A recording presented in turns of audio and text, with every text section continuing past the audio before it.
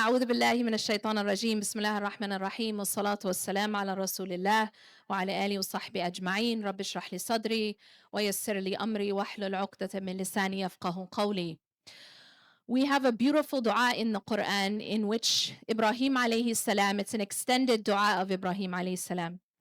And in this dua he says, وَلَا تُخْزِنِي يَوْمَ يُبْعَثُونَ, and do not disgrace me on the day when everyone is brought back. يوم لا ينفع مال ولا بنون إلا من أتى الله بقلب سليم. Now I want us to pay attention here because Allah subhanahu wa ta'ala is telling us on the tongue of Ibrahim and his beautiful dua, يوم لا ينفع مال ولا بنون. So he is asking Allah, do not disgrace me on the day when everyone is brought back. We're all going to be brought back to Allah subhanahu wa ta'ala. And he says, do not disgrace me on that day, يَوْمَ لَا يَنْفَعُ مَالٌ وَلَا بَنُونَ, the day when nothing will benefit anyone of wealth or children. Now, if we look at the world we live in today, the things that matter most to us basically surround two things, which is wealth and some form of power. Now, at the time when the Quran was revealed, children were a show of power. And so here we see that absolutely none of these currencies will matter on the day when we are returned to Allah subhanahu wa ta'ala. Now here's where we have to pay attention. إِلَّا مَنْ أَتَى اللَّهَ بِقَلْبٍ سَلِيمٍ, except for the one who comes back to Allah with a sound, healthy heart. And so what I am asked to speak about today is just a snapshot of this concept of what does it mean to have a sound, healthy heart. Qalb Saleem. First, I want to quickly give a definition of this word. So a qalb that is Saleem is a heart that you can think of that has no competitor with Allah inside of it. Everyone got that? No competitor with Allah at its core. Now, what are the things that are competitors with Allah subhanahu wa ta'ala in our world? Well, we know we had a talk about heedlessness, ghaflah, that we can actually become so distracted by the things in our lives. And what do they distract us from? They distract us from Allah subhanahu wa ta'ala. And so what I want you to understand is that there are things in our lives that are gifts. There are blessings that Allah will give us. He will give us our spouse. He will give us our children. He will give us our money. He will give us our power and our influence. He will give us status. These are all can be blessings. These can all be gifts. But our blessings and our gifts can also become a source of very, very profound suffering if we take those blessings and we take those gifts and they become competitors with Allah subhanahu wa ta'ala. Now, everyone in this room is a believer. We are coming here as believers to the masjid. And so none of us would ever say, well, I love my child more than Allah. Or no one would ever say, I love my child as I love Allah. No one would say, I love my bank account as I love Allah. No one in this room would say, I love my spouse as I love Allah. None of us would ever take money and make an idol and bow to it. None of us would bow to our child.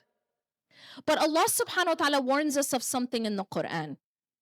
وَمِنَ النَّاسِ مَنْ يَتَّخِذُ مِنْ دُونِ اللَّهِ أَنْدَادًا يُحِبُّونَهُمْ كَحُبِّ اللَّهِ. And there are those who take rivals with Allah. Now we said that the definition of Qalb-e Saleem was a heart that does not have a rival with Allah at its core, right? We agreed. And here Allah is warning us that there are people who take rivals with Allah. They are not taking rivals with Allah because they're praying to these things. He doesn't say they are rivals to Allah because they bow to these things. He says, يُحِبُّونَهُمْ كَحُبِّ اللَّهِ. They love them as they should only love God, Allah subhanahu wa ta'ala. And this is where I want us to start making it practical. Because no one in this room is ever going to make an idol to their child. You're never going to make an idol out of your money or your bank account. You're not going to pray to your status. But what we do is we love them as we should only love Allah. This is real. This is what Allah is warning us about. That every single thing that we have that is worth loving, every single blessing that we have, is going to also become a test. Allah subhanahu wa ta'ala warns us in the Quran. He says that our wealth and our children are a fitna. Why? Is wealth evil in and of itself? Are children evil in and of themselves? Why are they a fitna? And the answer is because we love them and therefore they are a test. And so when Allah is telling us that nothing is going to benefit us except for the one who comes to Allah with a sound, healthy heart, what Allah is telling us is that our entire life in this world, our entire time in this life, has to be focused on one effort, one goal. Are you guys all with me? Do you know what that effort is and what that goal is?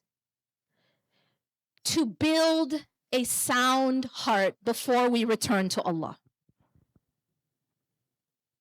To build a heart that has no competitor with Allah subhanahu wa ta'ala. Now, this is a lifelong journey. Now, I want to just leave you with one reminder. And that is that the heart is something that if it is watered, it flourishes. If it is cleansed, it's purified. And if it is suffocated, it dies. And so I want to leave you with the most important oxygen of the heart, because I don't have a lot of time. The most important oxygen of the heart is the remembrance of Allah subhanahu wa ta'ala. So I will leave you with that, inshallah. Dhikrullah, the remembrance of Allah, and in specific the salah. Now, Allah has told us that the first thing we are asked about on the Day of Judgment is going to be our salah. And if that salah is in place and it is set right and it is well, then that person will be successful. And very simply put, if the salah is not right and is not in place, that person will have failed. And so I like to simplify it by saying that salah is the oxygen of our heart. And without salah, our heart becomes sick, oxygen deprived, just like the body does. If you deprive the body of oxygen, what happens first? Well, we suffocate. We try very desperately to get air. We become very weak, and then we die.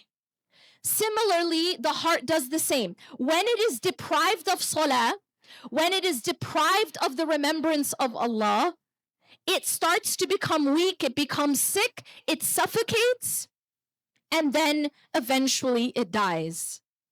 And so I want to remind you and myself that the way that we are going to keep this heart alive, that we're returning back to Allah with, and that's the only currency that's going to matter, is through the remembrance of Allah subhanahu wa ta'ala. I want to remind you of the words of the Prophet sallallahu alaihi wasallam, who said, the difference between the living and the dead is what? He said, the difference between the one who remembers Allah and the one who does not remember Allah.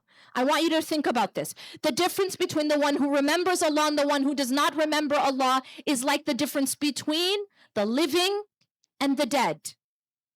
And so we cannot mess around when it comes to the remembrance of Allah, and in specific salah. This is the difference between a believer and a disbeliever. This is literally what is giving oxygen to our spiritual heart. Finally, let me just leave you with something that I hope can be relatable to one of the biggest struggles we are dealing with in modern society and in this modern day.